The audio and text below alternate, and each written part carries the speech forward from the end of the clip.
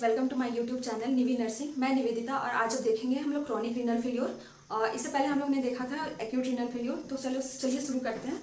तो chronic renal failure को हम लोग दूसरे नाम से भी जानते हैं, जिसको कहते हैं and stage of renal disease. तो इसका फर्स्ट ऑफ ऑल हम लोग डेफिनेशंस देखते हैं। तो डेफिनेशंस में क्या होता है? Chronic renal failure is a chronic renal failure और irreversible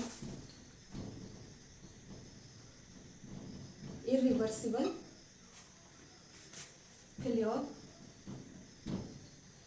is a progressive reduction of renal failure. ठीक है, that leads to यूरेमिया। अब यूरेमिया किसको कहते हैं? तो increase urea and nitrogenous waste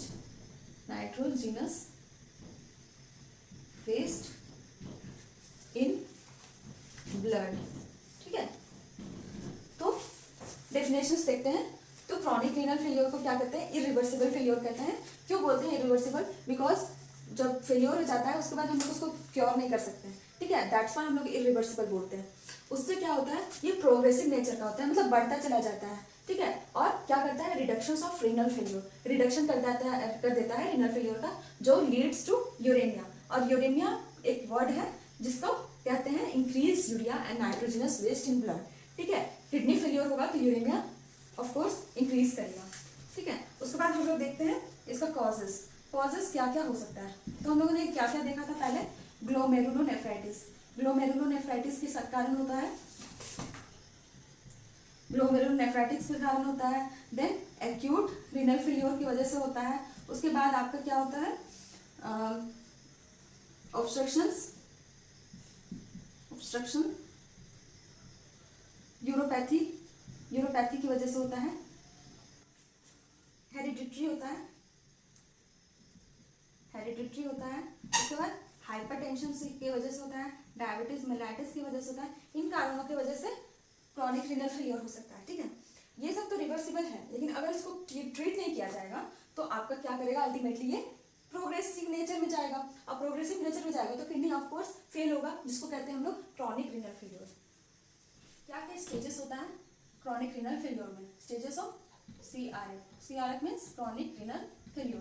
पहले तो होता है पेशेंट्स में क्या होता है? नॉर्मल किडनी होता है। नॉर्मल किडनी के बाद क्या होता है? कोई रीनल डिजीज होता है। रीनल डिजीज होगा तो क्या होगा? कोई भी रीनल डिजीज होता है तो क्या होगा? रीनल फंक्शंस रिडक्शंस होगा, reduced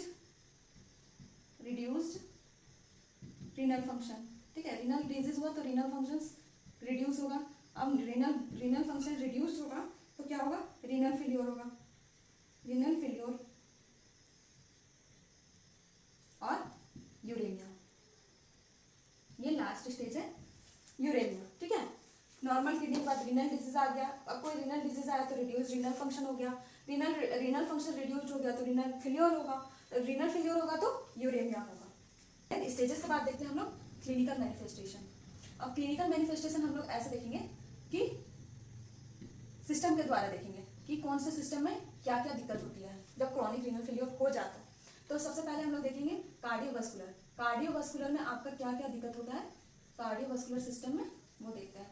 first of all arrhythmia होता है ना, abnormal rhythm of heart beat. उसके बाद क्या होता है? आपका हाइपरबोलिमिया होगा, हाइपरबोलिमिया देखने को मिलता है। उसके बाद पेशेंट्स में हाइपरटेंशन देखने को मिलता है उसी। और नेक्स्ट है टैकीकार्डिया, मतलब इंक्रीज पल्स, टैकीकार्डिया। ठीक है, नेक्स्ट देखते हैं हम लोग रेस्पिरेटरी सिस्टम से। रेस्पिरेटरी सिस्टम में क्या क्या दिक्कतें आ सकती हैं अगर पेशेंट्स को क्रॉनिक रीनल फेलियर होता है। तो पहला है आपका टैकिपनिया, मतलब increase respiration rate, tachypnoea. Then next होता है कुज्मोल रेस्पिरेशन मतलब डीप ब्रीदिंग। और कुज्मोल रेस्पिरेशन, ठीक है, कुज्मोल रेस्पिरेशन मतलब डीप ब्रीथिंग। उसके बाद होता है पेन विथ कफ, ठीक है, कफ होगा पेन के साथ। उसके बाद हम लोग नेक्स्ट देखते हैं, नेक्स्ट सिस्टम से आपका आता है गैस्ट्रो इंटेस्टाइनल सिस्टम से। गैस्ट्रो इंटेस्टाइनल सिस्टम में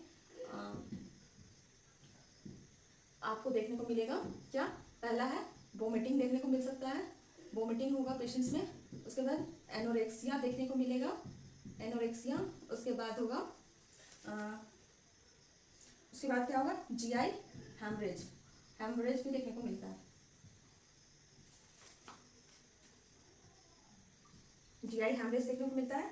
उसके बाद हम लोग फोर्थ आ जाते हैं, फोर्थ सिस्टम न्यूरोलॉजिकल सिस्टम कहते हैं उसको, न्यूरोलॉजिकल सिस्टम। अब न्यूरोलॉजिकल सिस्टम में क्या क्या देखने को, सबसे पहले कोई भी अगर कोई डिजीज होता है तो हम लोगों में क्या दिखता है, कोई एक छोटा सा भी अगर बुखार होता है तो हमारा स्लीप डिस्टर्बेंस दिखता है, तो इसमें स्लीप डिस्टर्बेंस होता है, ठीक है। स्लीप डिस्टर्बेंसेस पेशेंट्स को may be experience lethargy, lethargy हो सकता है, देन पेशेंट्स कोमा में भी जा सकता है, और अनयूजुअल टाइप बिहेवियर भी कर सकता है, अनयूजुअल बिहेवियर। ये सब क्या क्या में आ जाता है आपका, न्यूरोलॉजिकल डिसऑर्डर में, मतलब न्यूरोलॉजिकल सिस्टम में ये आपको परेशानी देखने को मिल सकता है जब patient is suffering from chronic renal. Fifth में क्या है, डर्मेटोलॉजी, डर्मेटोलॉजिकल सिस्टम में क्या क्या परेशानी आती है। तो पहला है ड्राई स्किन, स्किन ड्राई होने लग जाएगा, ठीक है, ईचिंग हो सकता है पेशेंट्स में, ईचिंग होगा। उसके बाद क्या है, पैलर स्किन हो सकता है, पैलर स्किन होगा क्योंकि पेशेंट्स में हेमरेज दिखने को मिल रहा है, तो पीलापन स्किन का देखने को मिल सकता है। उसके बाद नेक्स्ट सिस्टम में आते हैं हम लोग मेटाबॉलिक सिस्टम में। मेटाबॉलिक में आपको क्या देखने को मिलेगा, एसिडोसिस देखने को मिलेगा और प्रोटीन यूरिया, ये देखने को मिलता है। इतने सारे सिस्टम में आपको ये परेशानी देखने को मिल सकता है जब कोई patient suffering from chronic renal failure, ठीक है। फिजियोलॉजी में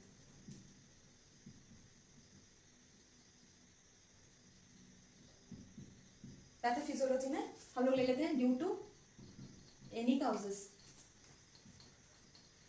कोई भी कारण की वजह से क्या होता है, decrease GFR, decrease GFR, GFR means क्या होता है, glomerulus filtration rate, glomerulus filtration rate decrease कर जाएगा, तो increase workload of nephron.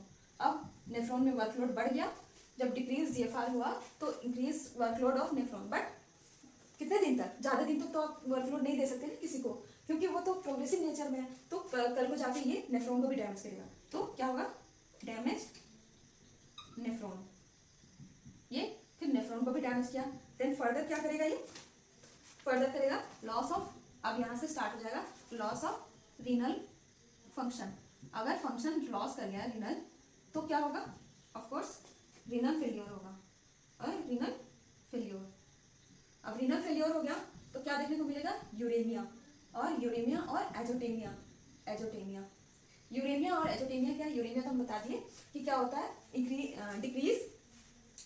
Increase uric acid in blood, then azotemia होता है increase BUN level in blood, BUN means blood urea and nitrogen, ठीक है। तो अल्टीमेटली पेशेंट्स का क्या होता है, ये सब बढ़ने के बाद डेथ होता है, ठीक है।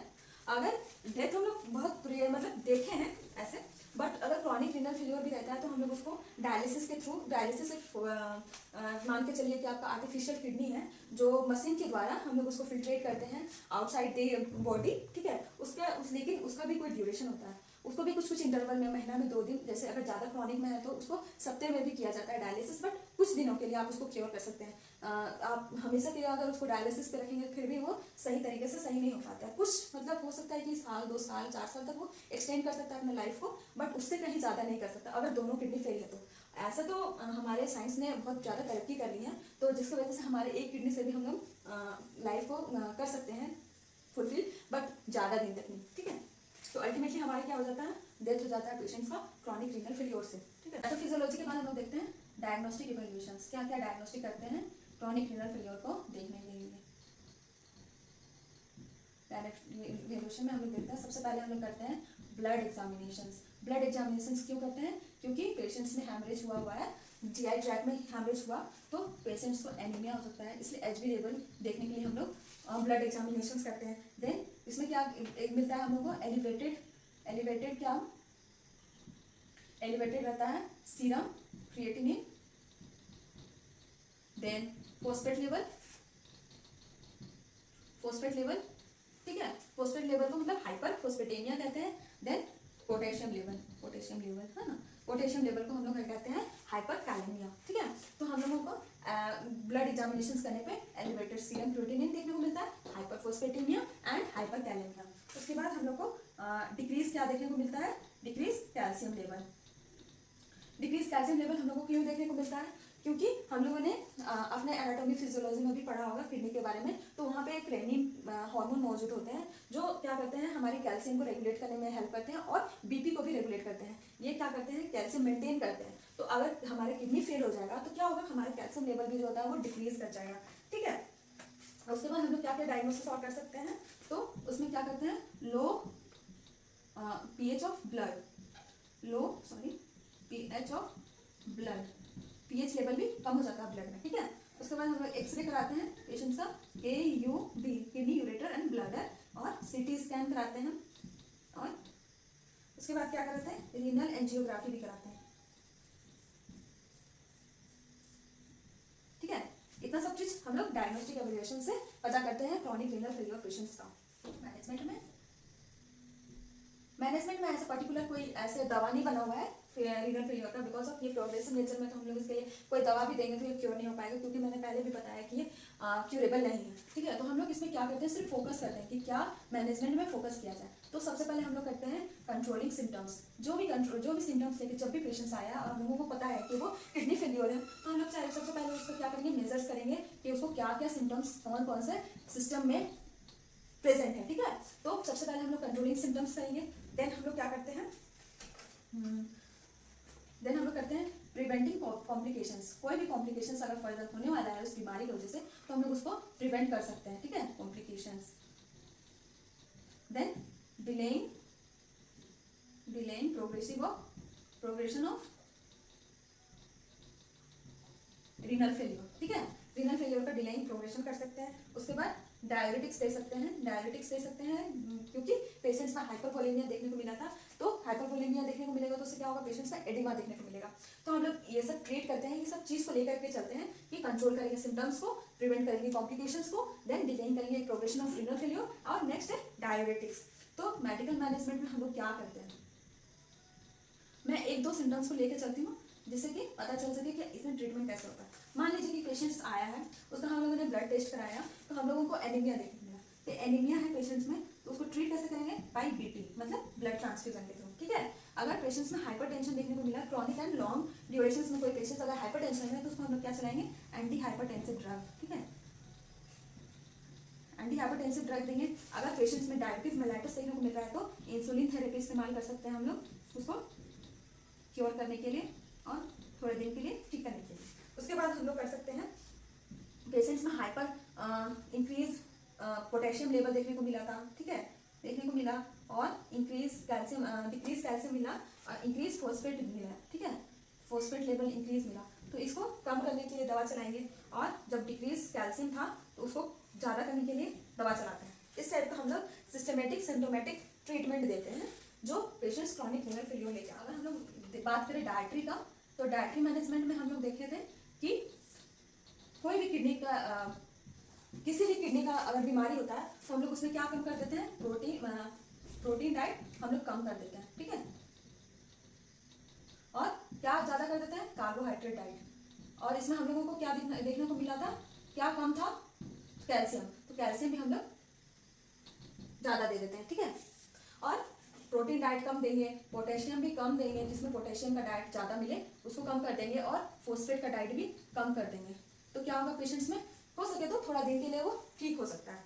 तो ऐसे करते हैं हम लोग CRF का ट्रीटमेंट। हम लोगों ने देखा, डेफिनेशंस देख लिया, क्लिनिकल मैनिफेस्टेशन देख लिया, उसके स्टेजेस देखे, देन हम लोग देखे कि उसका कॉजेस क्या क्या होते हैं जिसकी वजह से रीनल फेलियर होते हैं। उसके बाद हम लोगों ने देखा कि मैनेजमेंट कैसे करते हैं। मैनेजमेंट ऐसे पर्टिकुलरली कोई दवा तो है नहीं, लेकिन ऐसे हम लोग सिम्टोमेटिक मैनेजमेंट करते हैं, जस्ट लाइक इस तरह के और भी बहुत सारे सिम्टोमेटिक मैनेजमेंट करते हैं जो कि मैंने पहले नहीं बताई, बहुत सारे हैं।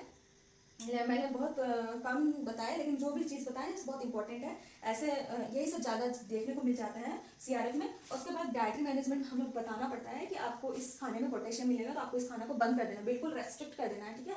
पोटेशियम लेवल और पोटेशियम और फॉस्फेट को एकदम रेस्ट्रिक्ट कर देना है। पोटेशियम आपको क्या में मिलता है, केला में ज़्यादा मिल जाता है, तो दैट्स वाई हम लोग को केला एकदम रेस्ट्रिक्ट कर देना है। उसके बाद हम लोग को कार्बोहाइड्रेट और कैल्शियम जिसमें भी ज़्यादा मिले वो डाइट हम लोग को चालू कर देना है, ठीक है। तो आज के लिए बस क्रॉनिक रीनल फेलियर में इतना ही। मैं सोचती हूँ कि आपको समझ में आया होगा। अगर मेरी वीडियो अच्छी लगे तो please like, comment and subscribe.